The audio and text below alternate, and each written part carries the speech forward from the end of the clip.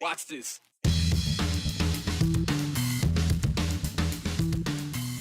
Sign of the times. It appears the United States military COVID vaccine requirement is coming to an end, and Idaho senators in Washington are calling on President Biden to take that a step further. Happenstance in history. An Idaho couple embodies the term lovebirds. Why? Well, we'll go to the birds for that. Thinking of ways to earn those holiday calories or make yourself feel better? Maybe the snow can help you out. We'll show you how. Well, to start off the 208, big news for Broncos today, Boise State that is. Late this afternoon, a big announcement just came in from Boise State on a new hire. The Broncos football squad is hiring from within the Bronco family for the new offensive coordinator. It will be former Boise State quarterback Bush Hamdan. He's slated to be the next offensive coordinator of your Boise State Broncos. And Boise State is actually holding a news conference as we speak right now to introduce Hamdan. So you can watch that on our website right now, ktvb.com. And coming up on the news at 6, Brady Frederick's going to break down the announcement, what it means for the Broncos. But again, just into the newsroom, a brand new hire for the Broncos. They have a new OC. More at 6 o'clock with Brady. Today's date, by the way, December 14th, 2022, and this day, December 14th, it's actually a major milestone day for the state of Idaho in the battle against COVID. And on this day in 2020, the first few Idahoans were given the inaugural COVID vaccine. We'll take you to it. Do you remember this? Jack Clark, an internal medicine doctor at Madison Memorial Hospital in Rexburg, became the second Idahoan to get the COVID-19 vaccine on this day 2 years ago. And the hospital was the first facility in the state to receive and offer doses of the Pfizer vaccine to some frontline healthcare workers. Now, Clark was not the first Idahoan to receive the vaccine, is the first we got on video, but the actual first person that honors goes to Dr. Russell McCune of Rexburg, and that's an emergency room physician who works with COVID-19 patients regularly throughout the pandemic. So, good reason why he was the first to get it. But time flies, right? Vaccines, geez Louise. Well, the temperature on the conversation around COVID and vaccines, it's cooled significantly since 2020 and even from earlier this year. But as I'm sure you all remember, there has been a lot of back and forth, debate, yelling, conversations, whatever you want to call them, all of this surrounding COVID vaccine requirements. And one of those requirements is back in the headlines for you today, and Idaho's congressional delegation is calling on President Biden to make things right. On September 9th, 2021, the President of the United States directed agencies to implement a COVID-19 vaccination requirement for federal employees to, quote, ensure the health and safety of the federal workforce and members of the public with whom they interact. Now, President Biden did all of this requirement by signing an executive order requiring coronavirus disease 2019 vaccinations for federal employees. And ahead of that, earlier in the year in 2021, the Department of the Defense, basically the U.S. military, well, the service members, they were also asked and required to get a COVID vaccine or risk removal from their position. More than a year later, though, it looks like that vaccine requirement will be history. There's a provision in the 2023 National Defense Authorization Act to clear service members from the Biden administration's COVID vaccine mandate. End of story? Oh no, far from it. Idaho Senators Mike Crapo and Jim Risch wrote this letter to President Biden this week that says, in part, while this is a welcome first step in ending these types of mandates and the harm that they have caused, the provision does not rescind the related penalties and forced separations imposed on military personnel nor on all federal employees, end quote. So Senators Crapo and Risch wrote to Biden that he needs to make amends to the service members that were relieved of their jobs because they chose not to comply with the vaccine requirement from the Biden administration. Now, Risch and Crapo say that the DoD's COVID-19 vaccine mandate is responsible for the discharge of approximately 3,400 troops. And the pair shared a local story with the president on the topic. They wrote to President Biden the following, quote, in Idaho, we have heard firsthand the challenges service members face in complying with the DoD's onerous COVID-19 vaccine mandate. This includes members of the 366th Fighter Wing who have made the personal decision to not receive the vaccine. As a result, members of the Fighter Wing have been grounded, issued letters of reprimand, had clearances rescinded, and have been removed from training opportunities due to sincerely held beliefs. And the 366th Fighter Wing is out of Mount Home Air Force Base here. That's outside the Treasure Valley. So what does Risch and Crapo want done about all of this? Well, their letter asks President Biden that after the passage of the NDAA, any penalties from a service member's refusal to receive the COVID-19 vaccine be expunged from their records, and any service member or federal employee who they say was unfairly discharged or terminated due to those mandates, they be reinstated. Now, to be clear, the NDAA, it still needs to pass and get signed by the president, but it will be interesting to see if Biden responds directly to Idaho's congressional delegation. There's a lot of people talking about this, saying they believe that the president should right the wrong. But we'll keep an eye on this one, and we'll see if there's a response to Idaho's congressional delegation. So again, today is the 2-year anniversary of the first Idahoans to get the COVID vaccine. But from that point, how many more got the vaccine? Well, let's take a look at some of the Idaho COVID vaccine numbers. We haven't checked on these in a long time. Here's what you should know. 966,684 people are considered fully vaccinated in the state of Idaho. 113,437 people have received 1 dose of a 2-dose series, and 467,335 people have received an additional or booster dose in total. So 2,716,867 total doses have been administered in the state of Idaho since 2 years ago on this day. A reminder, you can still get a COVID vaccine. And COVID, the flu, and RSV are all out there right now, and I'm sure many of you know someone who has caught that recently. So stay healthy, enjoy the holidays. You can still get vaccinated. Time to get that done.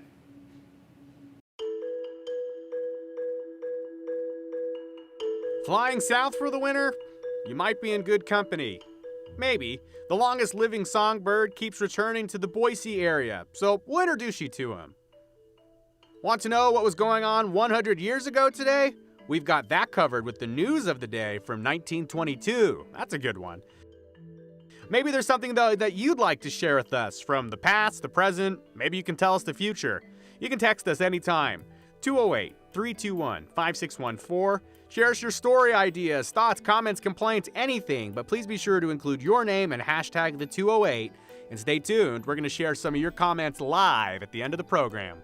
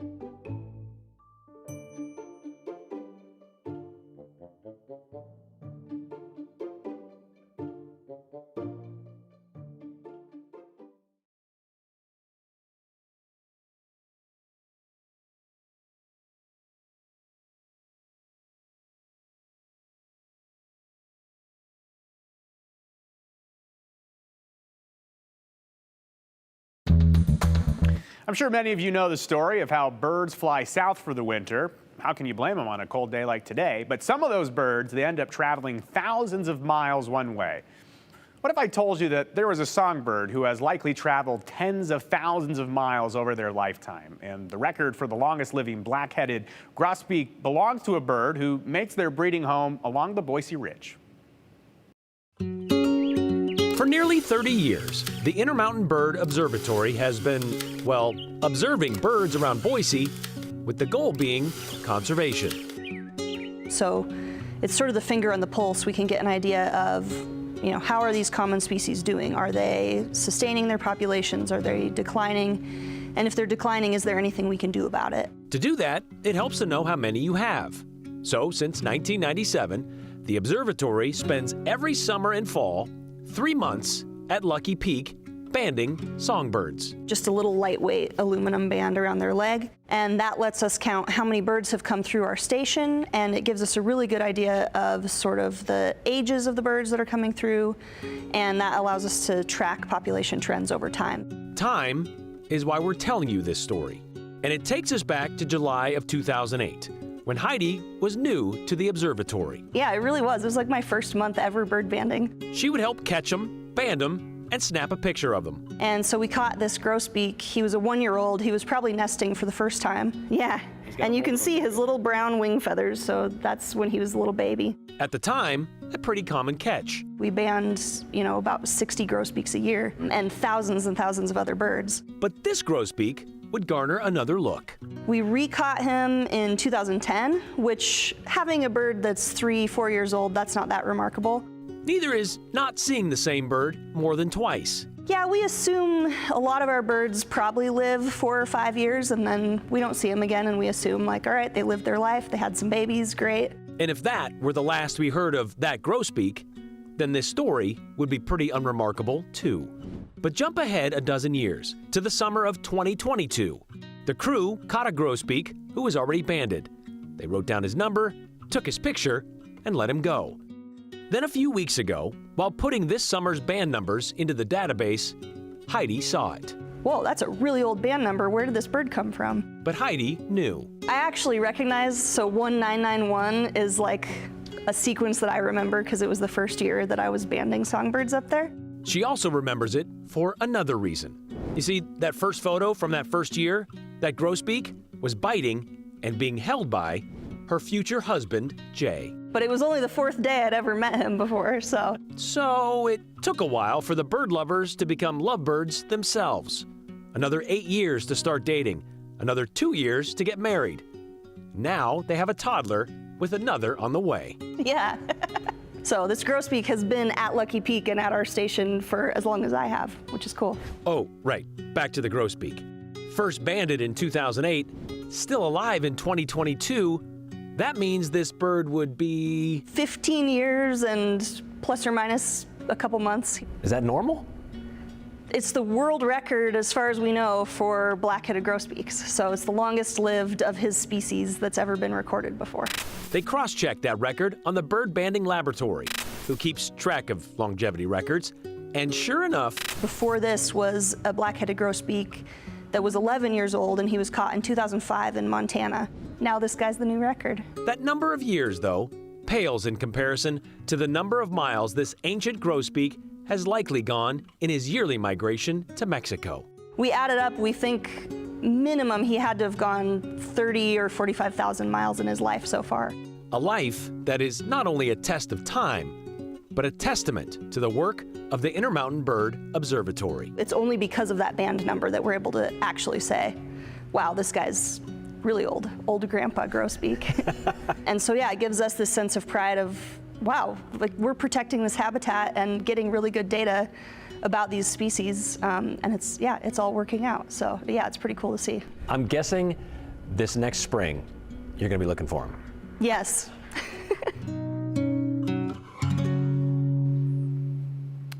Well, I hope he's nice and warm on a day like this. It's probably a lot warmer in Mexico than it is right now, snowing outside in Boise. But if you want to read more or see this story, you can check out our website at ktvb.com. The 208 rolls on after this.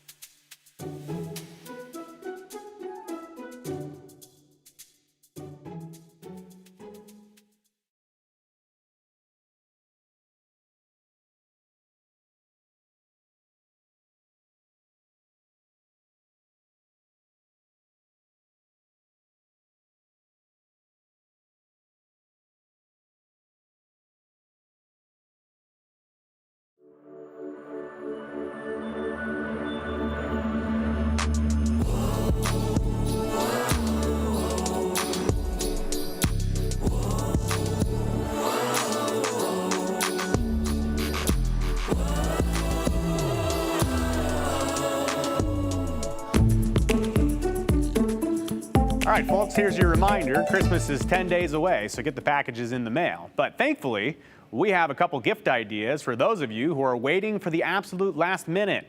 The Blackfoot newspaper features some of the happenings going on in eastern Idaho and the controversy back here in Boise.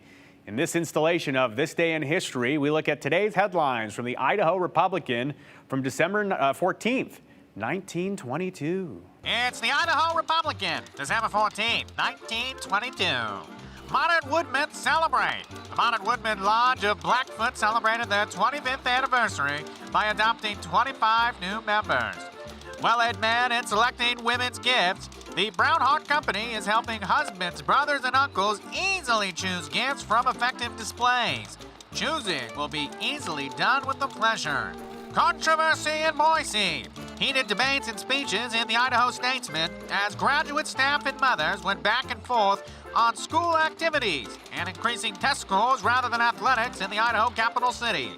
And seeing as it's nearing Christmas, advertisements for gifts litter the edition. To the wives and husbands of Blackfoot, they say, a local jewelry store says they are a treasure house of gifts for every price. Speaking of gifts, give something electrical this Christmas, like a toaster, water heater, or vacuum cleaner. The Idaho Power Company says there isn't a family anywhere whose home will not be made happier. Santa says to get a gift at Hayes Gift Shop, like a cherry Christmas card or an Edison photograph. In Groveland, the millinery class was held at various wards under the direction of Miss Rhoda Hale. A good crowd attended and several beautiful hats were made. And in the Lavaside area, lost a bull. A red bull was lost. He had a white face, 18 months old, weighing about 800 pounds. The reward, unknown. And one last Christmas gift idea. It's just what he wants. How about a nice sweater? They are practical and nice. Just ask Bradley. He made them. He knows how. And that's the way it is. What's fit to print in Blackfoot, Idaho, December 14th, 1922. Well, the weather outside is weather, as they say. Chief Meteorologist Rick Lance joining us now. Rick, with snow, I love this. Hey, I got to tell you, though, on that last story there, how do you lose an 800-pound bull? It runs away. It gets away from you, man. It wasn't one of those things like I misplaced him somewhere. Where did I leave him? It's underneath We'll try to find him. Well, you wouldn't find him out here, that's for sure. Take a look at this gray mass out here, as we describe it as milky, right? As you look here at Skycam 7, looking at the downtown area. Now, 29 degrees is the current temperature, 30 degrees in Caldwell, 28 degrees in Mountain Home, and 28 degrees for Twin Falls. So these are all the current temperatures. Let me get right to this because we're seeing that the snow is pretty much laid up. Have you noticed that outside?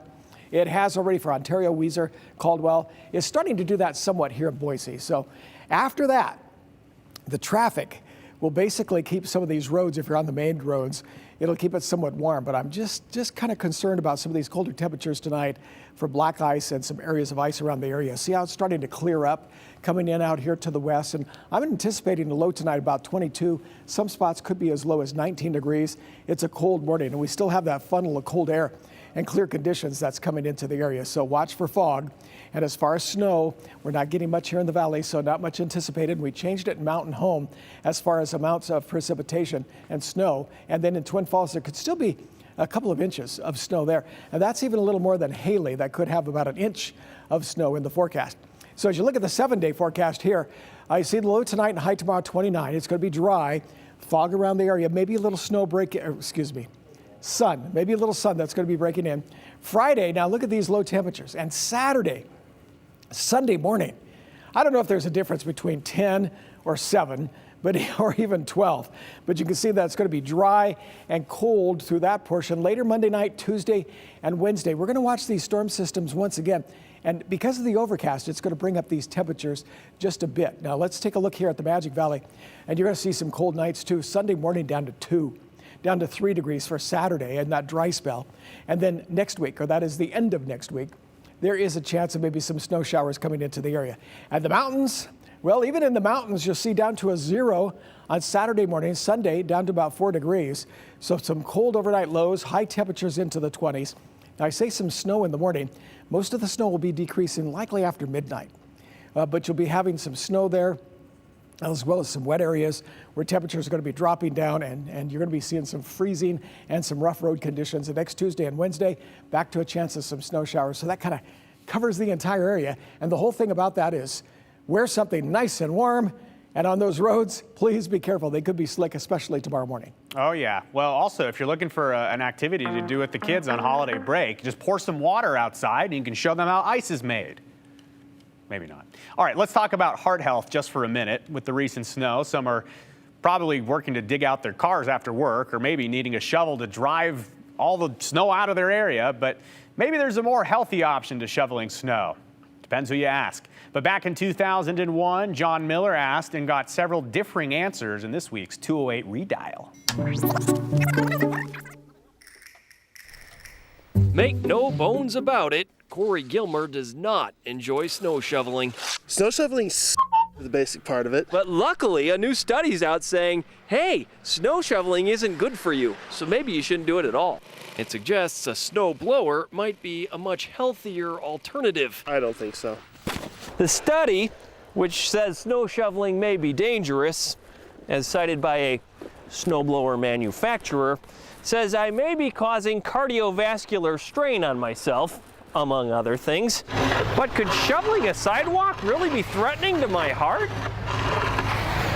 Oh, lucky me, a cardiology office. I don't think people are, on the whole, at a great risk shoveling snow unless they've been very inactive before. Dr. David Hinchman says it probably doesn't matter whether you throw it or blow it. If you're in bad shape, you probably shouldn't be out there at all. I don't think that going to a snow blower rather than shoveling snow is necessarily going to spare people a lot of heart attacks. Then there's Brian Arvish. How do you get a ride on the plow and he gets stuck with a shovel? Because I'm the boss. He has no heart at all. As for Corey, so you don't think he'll be buying a snowblower anytime soon, Corey? No. Why not?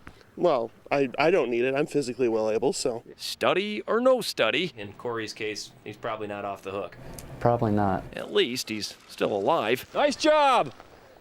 You lived! John Miller, Idaho's News Channel 7. It is advised that the elderly and people at risk for heart disease should avoid strenuous shoveling, or at least be careful to lift only a small amount at a time. Here are some other warning signs you should pay attention to no matter how you clear the snow. If you have any chest discomfort, shortness of breath, weakness, or excessive sweating, stop what you're doing and seek medical help. 208 returns after this.